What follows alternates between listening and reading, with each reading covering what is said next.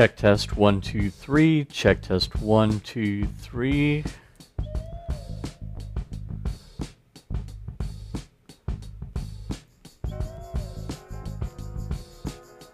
Hey. We'll see if I have audio.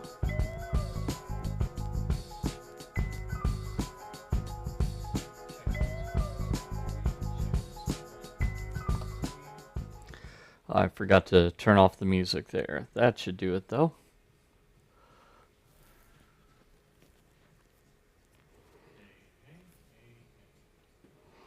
So it looks like we've already got a question, so.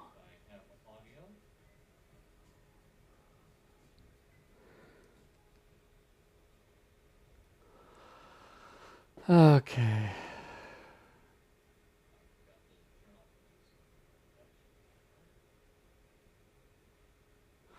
Okay, so that's good.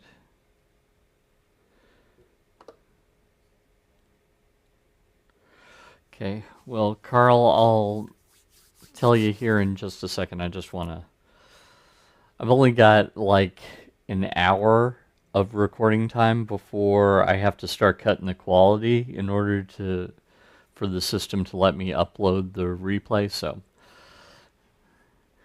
I will deal with that here in just a second, so.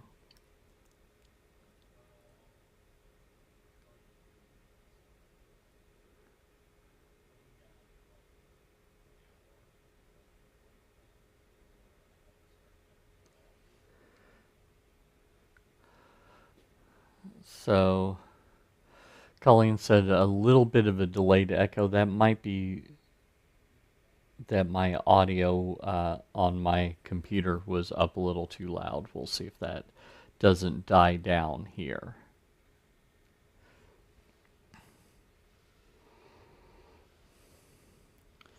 Good week here in Kentucky. It was a nicer day for February here. And yeah, we've got still some great stuff happening over at Asbury. They're trying to have it wind down. We'll see what goes on with that. I'm hoping that some of the local churches pick up where the thing let off, so.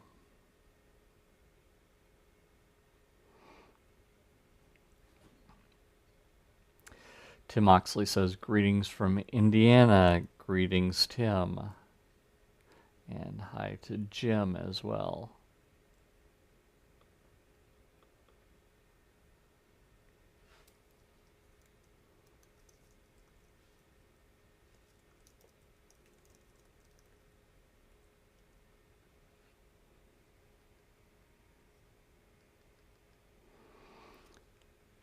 Okay. Carl says it was 5 degrees above this morning when he left the house. Well, I'll tell you that I was talking to some friends and they were saying that they had family in Michigan, and when you that there was like a month in the summer where Michigan was actually pretty nice. And someone else piped up and said that they had other friends that were in Alaska, and they said there's like a week or two where it's summer in Alaska. So I guess you're still definitely in winter there. So, and hi to Dave Abernathy from Batavia.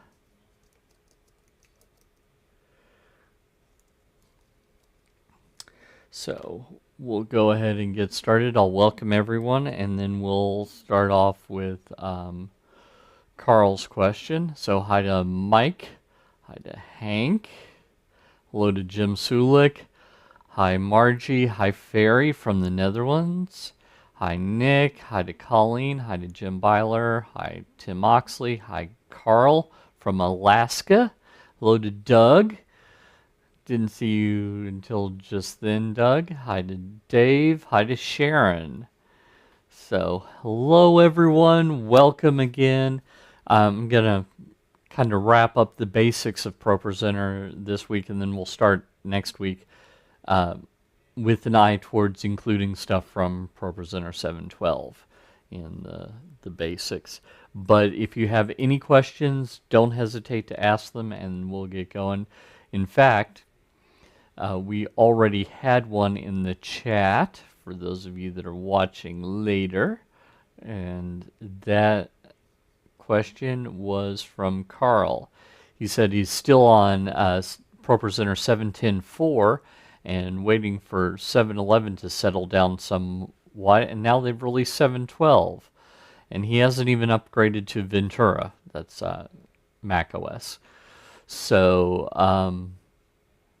what's the prognosis on both of these? Well, I'll tell you on Ventura, I have had a problem in that for whatever reason, I changed nothing except upgrading the operating system, but one of the refresh rates, the one that I was using, by the way, on my two external displays, you're looking at one of them when I'm into ProPresenter, it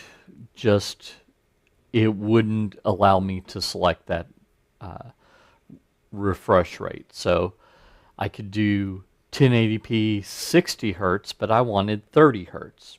Worked perfectly fine before, but not with Ventura. So what I ended up doing was getting two EDID adapters, which they're these little things. They look like a female HDMI on one end and a male HDMI on the other, about that long. Bought them off of Amazon. I think they were, $5 or $10 each, so not very expensive. Plug those in, and all of a sudden, Mac OS could see the refresh rate that I wanted at the resolution that I wanted. So that was good. One thing that I have heard as a problem, if and only if you have multiple displays that have the same name. So, for example, in the case of these little adapters, they identify to the computer as Mi TV, MI space TV. And then after that it says 1 and 2. So in 7.11 and the current version of 7.12, although they tell me they're working on a fix for this and hope to have this shipping before the shipping version of ProPresenter 7.12, ProPresenter is ignoring the number. So it latches onto the first of those, and then the two displays that are using those show up both on that one. So they're working on a fix. There apparently won't be a fix in 7.11, but in 7.12 there will be. At least that's what they said that they're hoping to accomplish. So that's one thing. In 7.11, the slide background color is with the slides layer, which makes sense. But before, some people were using the slide background color as kind of a way to, anytime that they had dark text with white letters, or dark text with a white background or a lighter background, that they were using that, but it's really not designed for that. There's a different feature, lower right hand corner of the slides layer. Here, let me show you that. So if we go here, right here, let me hide myself real quick. There's a thumbnail background color. So this is what you're supposed to use, because this doesn't show up anywhere else. This is just for the operator. And so you could pick a color that works with both darker backgrounds and lighter backgrounds to give you some contrast. But with 7.11, it was also covering up any media that you had here. So that was a bug that they have now fixed in 7.12, which you just saw. When I turn that on, in 7.11 this would be covered, but now in 7.12 it's not covered. So that's something that they have fixed. Seems like there was another bug too that they had dealt with or were planning on dealing with, and I'm just blanking about what that is. So I think I would say that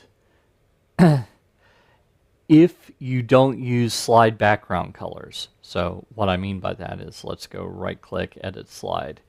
If you don't use this background here under the presentation tab, that should have shown up. Oh, this, or here, if you don't use either of those colors, oh, I think that I had that turned on, then you're going to be perfectly okay. So under screens, if you do use that, here we go, you can select ignore background colors, and that will basically just universally turn that off. So here I turned it on. Okay, see how that's on now? Or if I go to the presentation tab here and do the same thing, then that also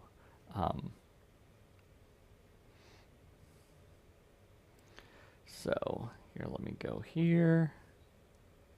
Bam. So if you had that, either way, whether it's on the slide level here or on the entire presentation, you can in one fell swoop make that hide by clicking on that, and that hasn't changed. But some people ran into problems with it. Other than that, 7.11 is pretty good. Oh yeah, I just remembered what the other bug is. That for some people, the CCLI text is moved over. Don't know why, but it is for some people. So that's another thing that showed up in 7.11. 7.12 seems pretty good. I'm playing with it. I think that issue with multiple that issue with multiple displays with the same name, I think they're probably going to get that sorted out. There is another issue that they said that they're going to get sorted out, and that is here under network. Yeah, network. If you enable network link, and you guys might have seen this last week, it can be a little sluggish switching from slide to slide. They're aware of that. They want to fix that by the shipping version of 7.12. But in this case, I wasn't actually using network link. I just left it checked from one of the previous times that I was talking about it. So I just unchecked it and the problem went away for me. So that's something else that they're dealing with in 7.12, but it is a beta. There are people that are using it in live worship already. Brad Zimmerman, for example, the guy that does the official tutorials, he has been using it in live worship, loves it. There is someone else that used it as well, so that's good to acknowledge as well. So let's see if we have other questions, and then I'll go on from there.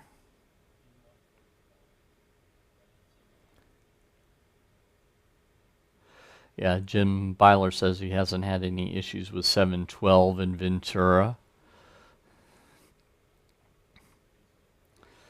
Let's see here. See if there's anything else.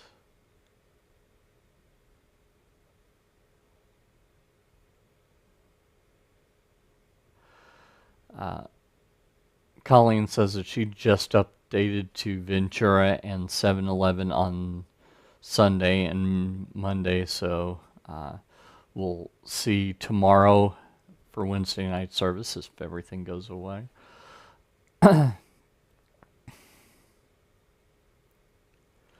So Nick says, what is the benefit use case for background colors for the operator in show mode?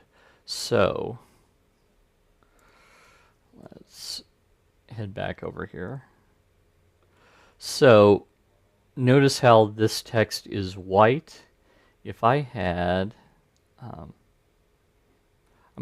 if we have time, I'll show you this. This was something that someone suggested that I think is going to be a pretty cool little thing as well, especially because I always use the, for this I always use the announcements layer anyway, so that would be pretty cool so that I no longer have to turn my head sideways when I'm looking at it, or you know, if I wanted to right click and do a quick edit, I can just click on it and do my quick edit, as opposed to clicking on it, then it like turns it. It's just big mess. So this is a better way to do that. Okay, so let's go here into a song.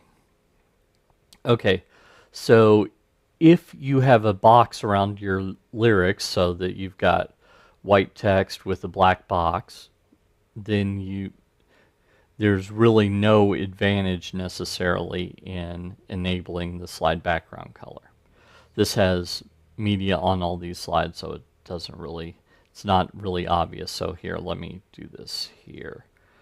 I'm going to enable it here.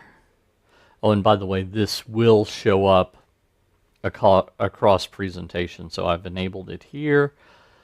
If I go here, it is enabled. You can't see it though because of all the media. Here you can see it with this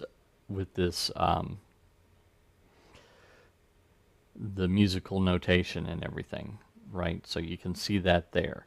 So what if instead of having white text, what if I had black text? So let me edit this slide here, and here I'm just going to change this particular slide text color to black, right? So maybe I would do that if I had a brighter background. I don't know that I have any that are a good example of that.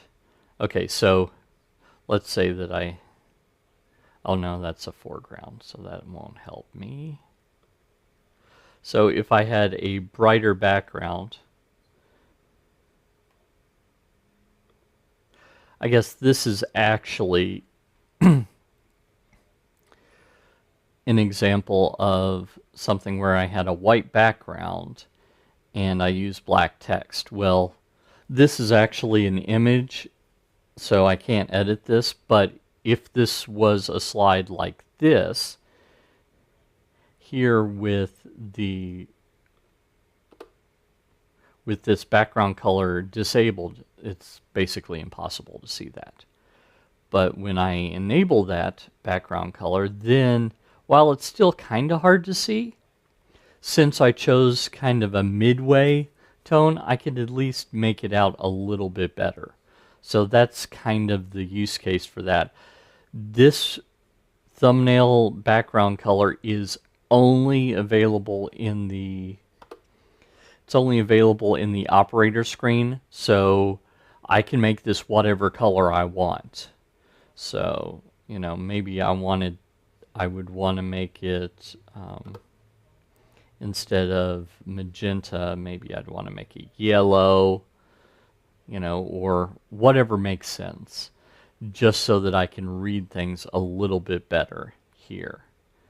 And so that's a nice good reason to use that, is in the case that you have dark text because you wanted to use a lighter background. So I guess maybe something like this would be an example of it too, where we have this lighter background, so it's basically impossible to read the lighter text. If I did not have that background actually on that particular slide, then that would be another good use case for that. So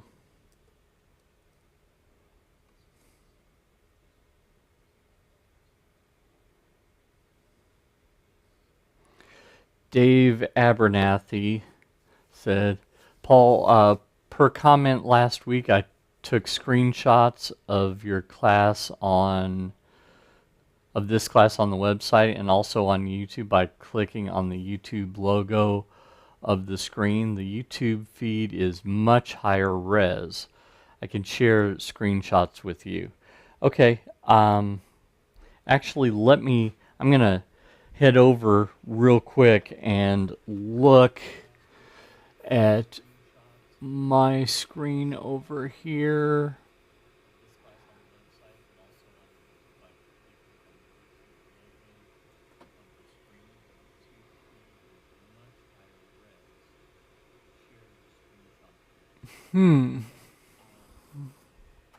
Well, I just looked at it over there and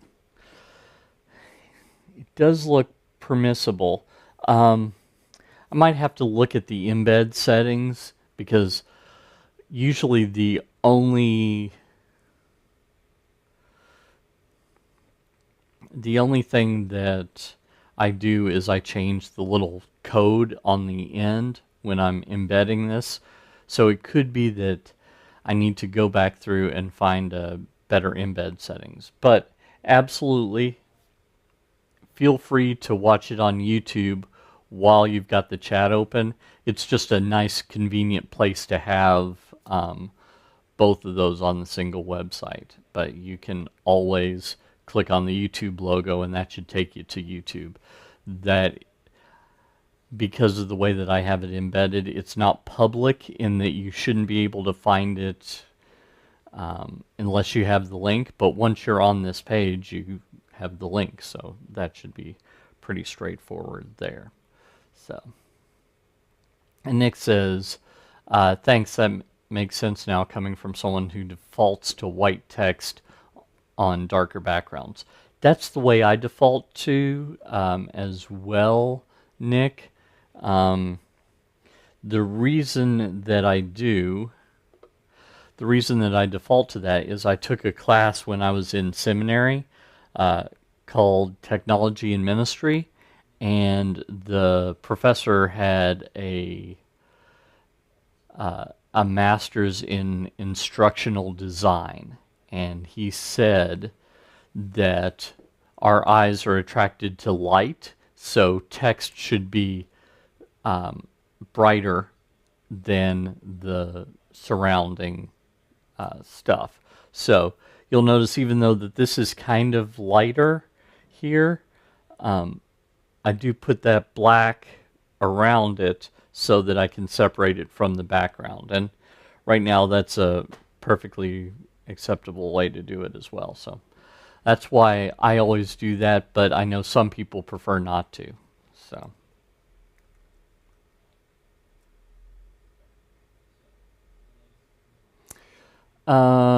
Sharon says, the calendar option, does that use the PC time to trigger an event such as the countdown? Yes, it does. Also, can you configure it to run for 2 different times on the same day for 2 services? Yes, you can. So let's head back over there. And so basically what it uses is whatever time your computer is set at, that's the time that it uses. So you might have noticed that I do a countdown to a time before we get started, but the time that I count down to is like 2 minutes after, just to give a little bit of leeway. I used to do 5 minutes, but that was too much. So make sure anytime you're using ProPresenter especially, you want to make sure that the time is set automatically with the network time server for your computer. Whether it's Windows or Mac, there's a network time server that can set it automatically. That's just going to solve some of the problems that you might have with having well, CCLI doesn't like it when the time isn't set automatically. And occasionally I've heard of ProPresenter not liking it, that if the time wasn't set automatically. So thing number one. So thing number two, you wanted to know if you could have multiple things for the same service. So we can actually go to, I think it's under view. Where is calendar?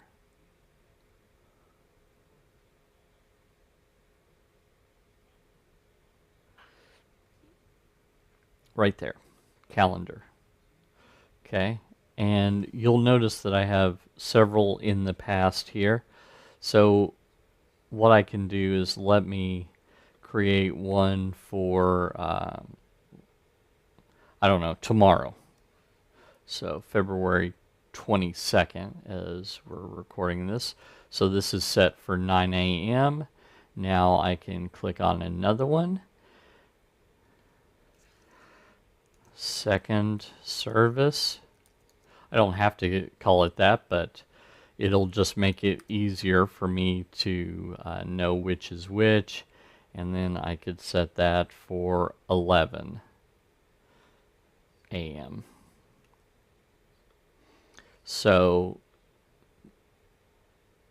and then I can tell it to go to, well, let me actually take a look at here.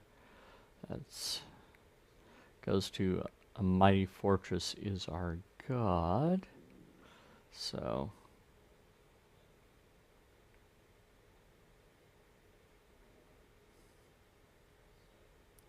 yeah, like maybe there. And so I can do one then another. And there it might be helpful because I can also, instead of having it go to a particular one, I could have it do a macro. So what might be helpful for that, at my church we have two services. We have a 10 o'clock and an 11:30 a.m. service. So I could have the macro start, and that macro that starts the countdown clock. And so it starts a different countdown clock for the 9 or the 10 o'clock service, and then for the 11:30 service. So that's a good use case for having two services.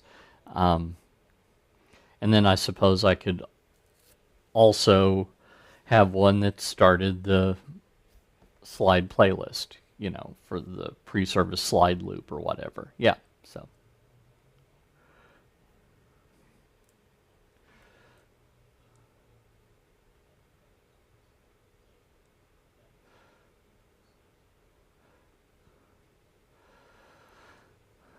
Okay.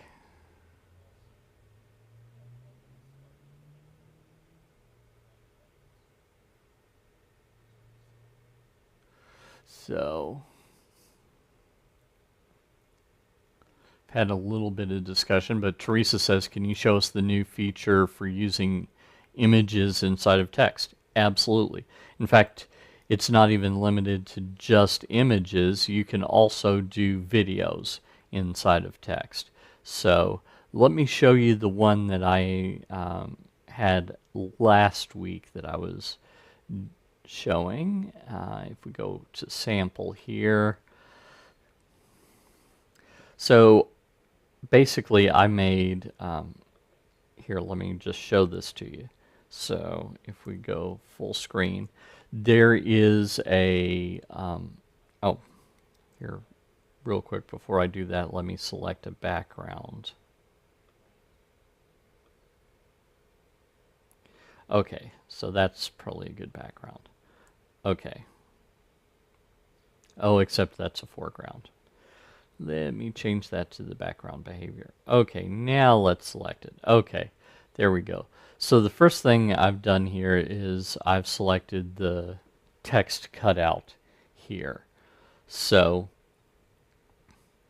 let's go full screen on that, and you know, maybe for Easter you want to have a song that triumphantly proclaims the name of Jesus, and you know, that's all you're singing for a moment. And for added emphasis, you kind of like reverse that. So I did this. So you know, you can see it go back and forth like that. And so that's kind of a cool effect. Oops. I accidentally went one more forward, but you see what that was. So if we go here into edit slide, so right click edit slide or click on the editor in the upper left hand corner, either way it'll take you there. If you select the text,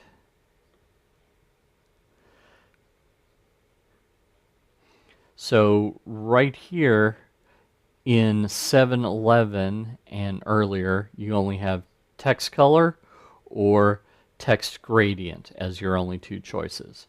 But what I had earlier was text cutout, which basically just uses the shape of the letters but makes it transparent so you can see whatever's behind it.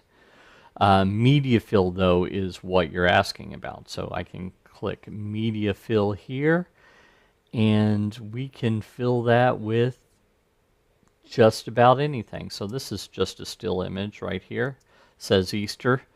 So that should be kind of obvious that that has done this. I've already brought this in, so it's going to say, hey, what do you want to do? I'm just going to use the existing. But you can see that this image has, in fact, shown up right there. I'm going to add a stroke around this just to make sure that it's separated from the background here a bit. But you can see, you can also kind of make out that it says Easter within Jesus. So, you know, obviously there are better ways to do that, but that is absolutely something that you can do. Also, if instead of filling that with an image, if instead you wanted to, here, let's go to text color fill and then back to media fill, I can also fill that with, let's say this. Use existing here because I've brought this in, and this is now a video. And I've got the inspector over here, so I have all the regular controls. I can tell it to loop or soft loop, and I can apply effects to it as well. So if I wanted to add the CRT monitor effect here, then I can do that. And it's kind of hard to see, but here, let's click on show and then take this full screen, and you'll notice that this is in fact it's moving, so it's kind of difficult to see, I admit, but you will see kind of dots in here of different colors with the moving background. So you could do that with either a still image or a video, and I haven't tested it out, but I trust that she knows what she's talking about. Amanda Konghold, I think. Never actually said her name out loud. Who did the announcement of 712 said that when you went from one slide to another, the video inside the text wouldn't re-trigger. So that's a pretty cool thing as well. So there's some talk about what a good font is. Dave said that he went to a seminar hosted by HP in the 1980s where they said white text on a black background was best. Jackie's asking what font everyone uses. Currently using Montserrat Medium. And Helvetica New, whatever. CMG Sans is nice, some people are saying. Yeah, Church Motion Graphics does have that free thing. Verdana is another one suggested. Yeah. I think in general, sans serif fonts. So serifs are those little like feet on letters. So you'll notice that Jesus here doesn't have like a hat on the J. The S doesn't have an upright on one side and an upright on the other. That's a sans serif font. Those are the ones that tend to be, at least right now, tend to be more in use. There have been times where they haven't been used. So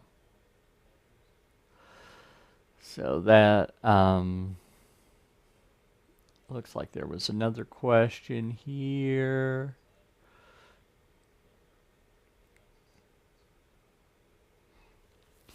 Doug says, I keep getting a pop-up that says pro7 wants to download a helper file. What is this? Just started getting it this week whenever we fire up pro7.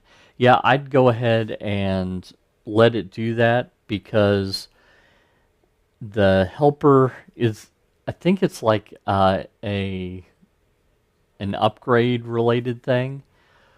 But if you say okay and you keep getting that over and over again, reach out to support, because I have had a situation in the past, and I can't remember what the fix was, where every time I'd fire up ProPresenter, I would get, hey, we want a helper file. I'd say, okay. And after a while, you start going, okay, I've been telling you it's okay. Can you just be done? And so there is something sometimes that like doesn't get saved, that permission to do that or whatever. So that's something that I would look into as well. So scroll down past church motion graphics. Hank says, off topic, I cannot get the chat to scroll past where you greeted Colleen. I cannot see other messages. Is this an equipment problem on my end? It might be. I have had that problem before, and I needed to just reload the page with the chat in it, and that seemed to solve it. I've sometimes logged out and logged back in, and that seemed to solve it. So Jackie says that she's used CMG for backgrounds in the past. Yeah, they do good work. Jeff McIntosh is the guy that started it, and I met them back when it was just him, and he's just quite a talented artist. So Hank said rebooted and he's okay. Good deal. Ferry says, someone came to me and told me I can control lighting with ProPresenter. Is that correct? And how do you set this up? Yes, it is correct. And as of ProPresenter 7, it is correct on both the Mac and the Windows versions. So I'm going to start with the ProPresenter side of things. So for most lighting consoles, what you do is you send a MIDI note to control it. Now that's whether it is software, a software lighting console, or it's a hardware console. Like I've got one right over there. So I'm gonna lean over here and hit the blackout and back on. So that is using a lighting console. I've got a dimmer pack down there, etc. So that's a hardware lighting console. Some people have software on a computer with a, usually it's a USB to DMX adapter that you can plug in, whichever it is. If it's on the software side of things, then you can send the MIDI note over the network or within the same computer even. If it is a hardware console, like the one I have is a DMX operator, it's a low-end hardware console, but it is a console nonetheless. If it's something like that, then you'll need a USB to MIDI cable.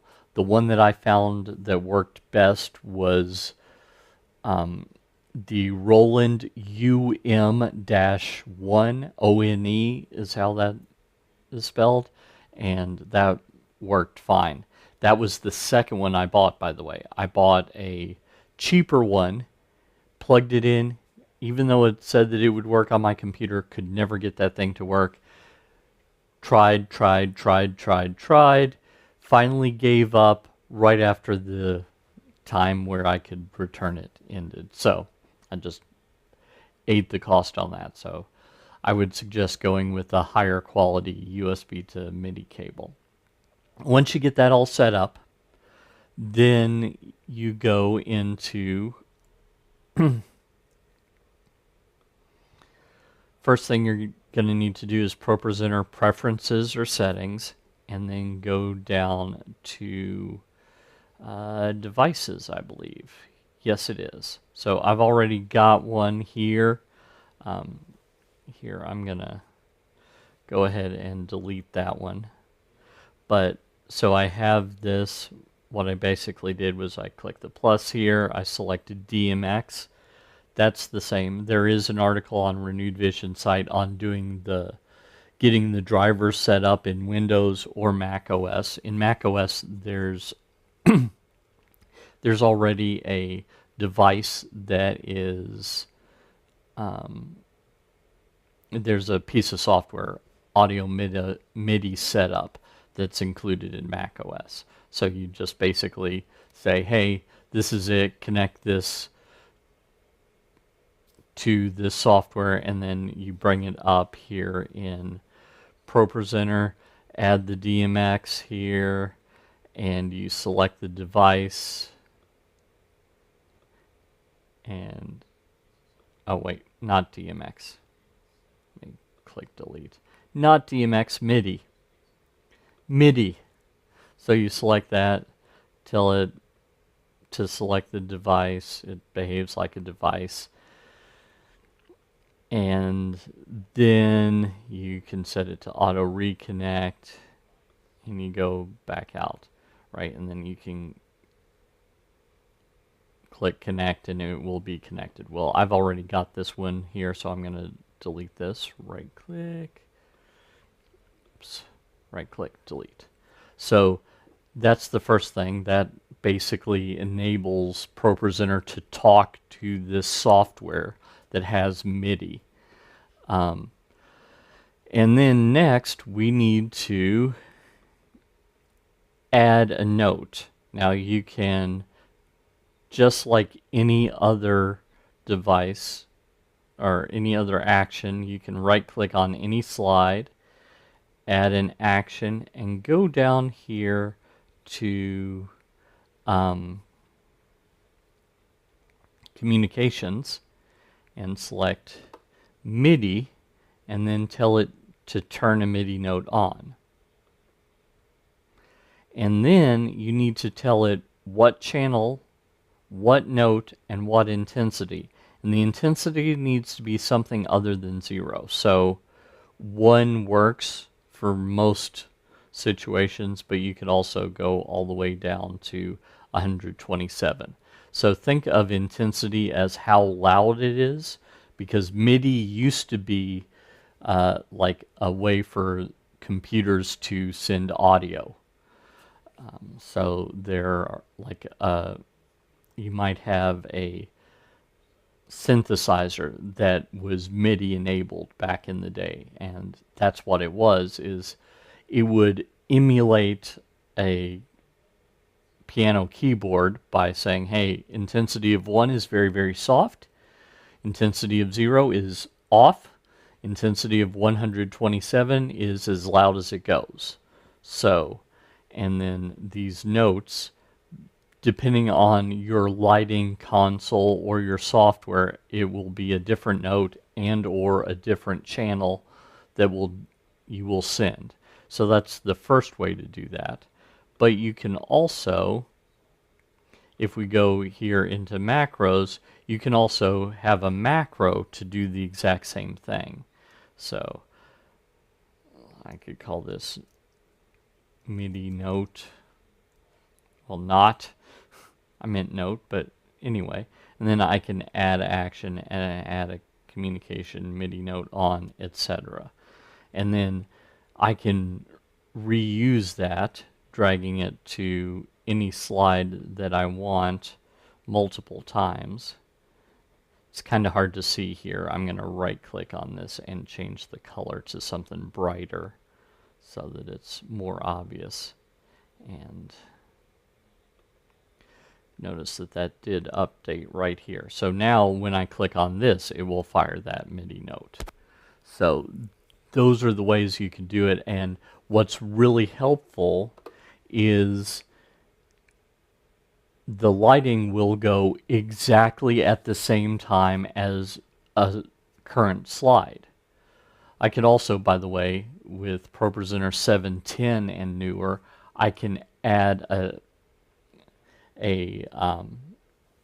like a little tag in the middle of a video, so I could have the lighting change exactly at a certain point in the middle of a video as well. So I've got all sorts of control that I used to not have, but that's kind of an overview on how to do that. So.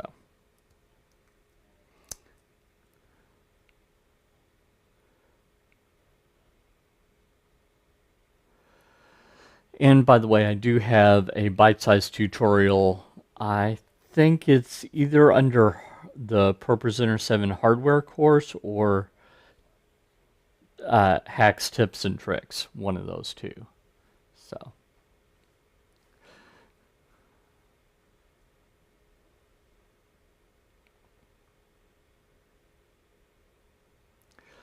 Carol says that she had a complaint this week that the video on the screen is causing problems for people with vertigo issues.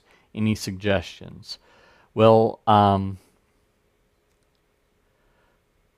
let me first off address one thing. I don't think that that's the truth. But, I mean, I believe that you had that complaint. I don't believe that a video would cause vertigo.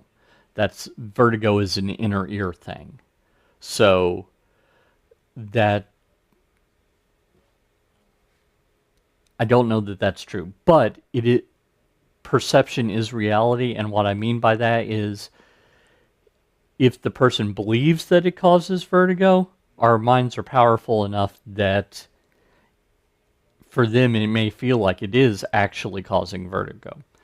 So I think it would depend on the video. You might be able to slow the video down to make it less problematic. It is the case that videos or flashing lights can cause seizures in people with epilepsy, but that's a totally different thing. And there's a very specific refresh rate or blink rate that causes it. It's not like everything that blinks causes it. It's very specific. So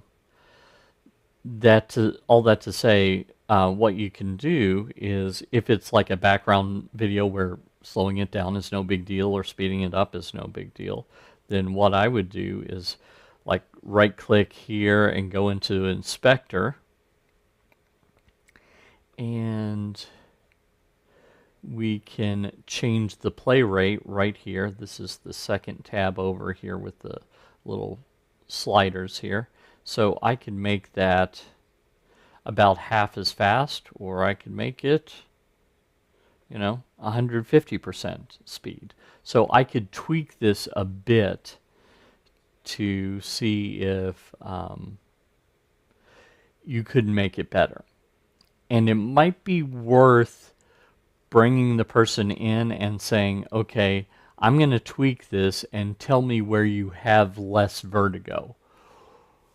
Because it could be that if you tweak it and don't tell them, that they will think that you're ignoring them altogether.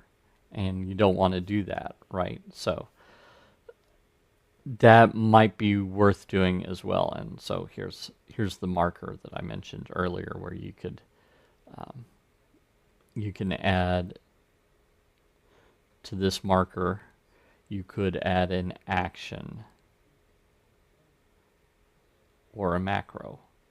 So you could have that MIDI note happening exactly right there. So I'm going to go ahead and delete that.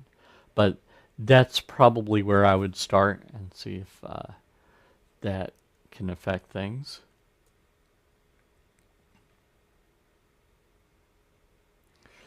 Fairy says, we would use a MIDI note then, but never worked with that. Even don't know what a MIDI note is. And now we have a software program on Mac connecting to the network. Then yes.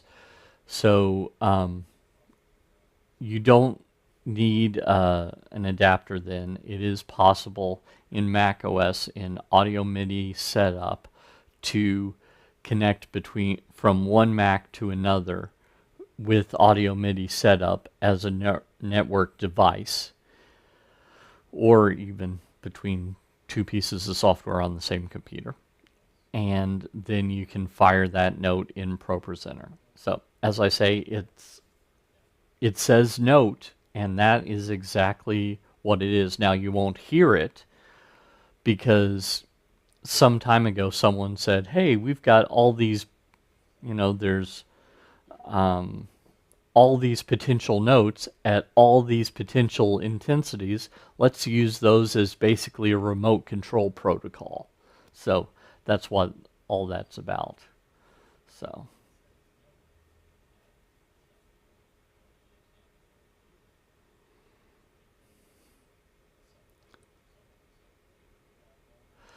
And it's also the case, by the way, that usually in your documentation for your lighting console or lighting software, it will say, hey, you can control this with MIDI. So send this note into this, and it'll do this thing. It'll do this chase, for example. Or it'll do this scene, for example. And so, or it could be some lighting software, you can actually choose what does what. So that's really helpful. My lighting console, I don't have a choice. It just gives me a list. And in fact, I think I've got my list right here.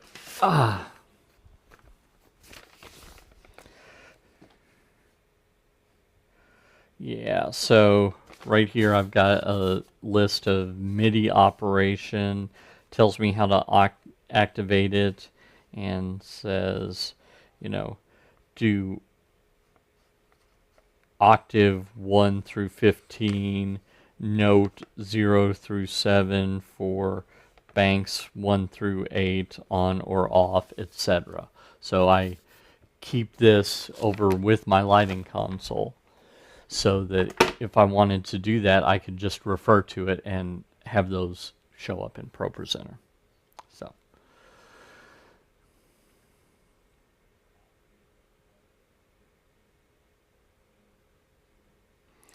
Dave says that he's had bad luck with it at less than 70%, that it starts to get choppy when you're playing back. Yeah, I've seen that too. So that's why I would experiment. And Nick says MIDI is pretty robust and you can program it to do a lot within a sequence of events. Yes, absolutely the case. So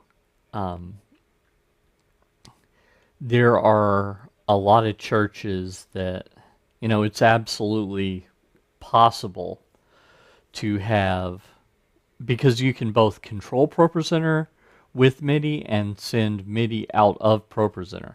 So it's possible that if you have someone using Ableton Live or similar, that they can have that set to send a MIDI note to ProPresenter to control ProPresenter, and then ProPresenter in turn could send a MIDI note out to control your lighting.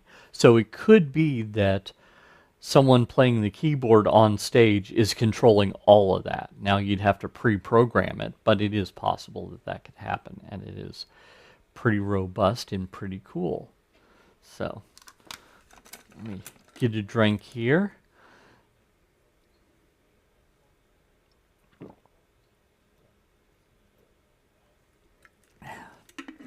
So I actually, at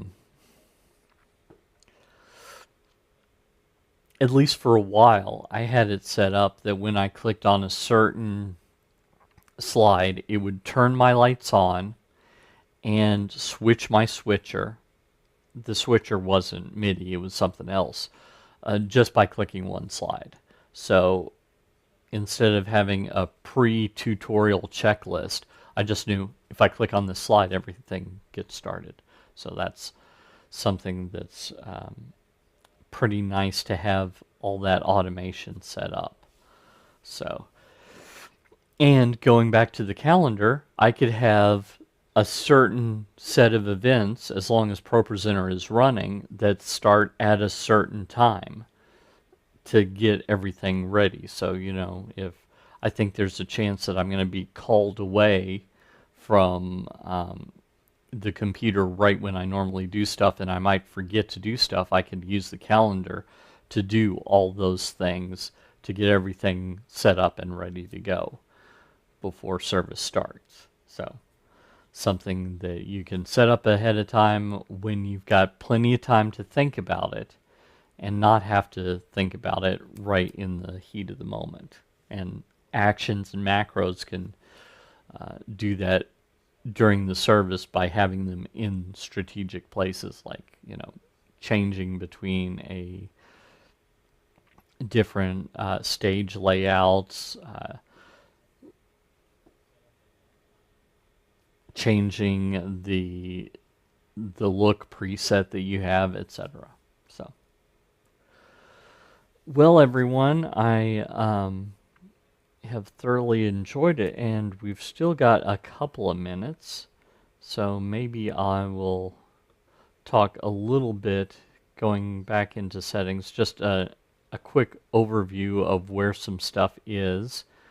I think I've talked about the default import settings for audio, video, images, the scaling for foregrounds and backgrounds.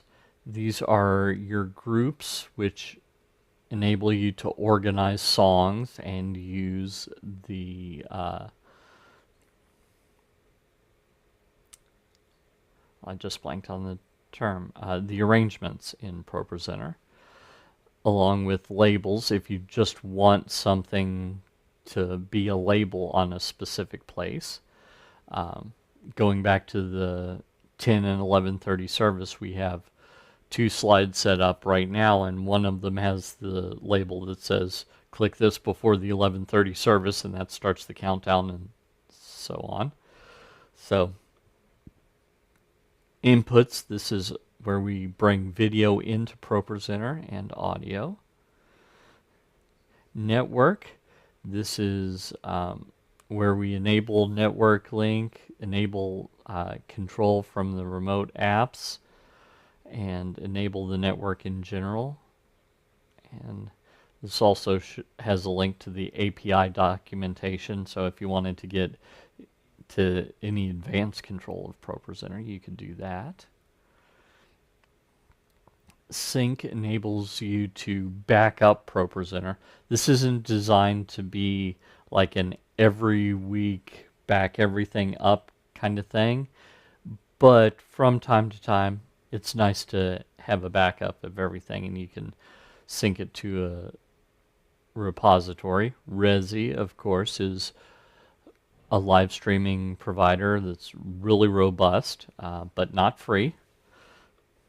Services is these are house of worship integrations, so these are things that churches would use.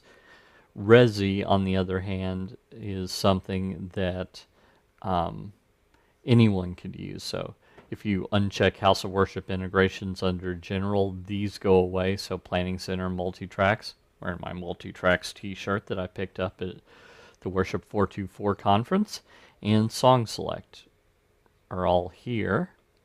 Audio, this is where you do some basic setup of the audio for ProPresenter. Advanced, most of this you're not going to mess with very often. This is a big thing right here where people will be playing music in ProPresenter. along with pre-service slideshow loop, and they'll be like, well, sometimes it just goes away. Well, this is where you fix that. So on the presentation layer, you can say, what happens when you have foreground media? Well, it used to be that it would always clear if there was any media there. So that was a problem. But I think this is a really good choice here, clearing the audio if the media has audio. So if you've got an announcement video in the middle of your slideshow loop, then it would clear the audio, but not other times. So, and then I have just ignore that altogether. So for the announcements, it ignores it altogether. Excuse me. We've also got some stuff for NDI here.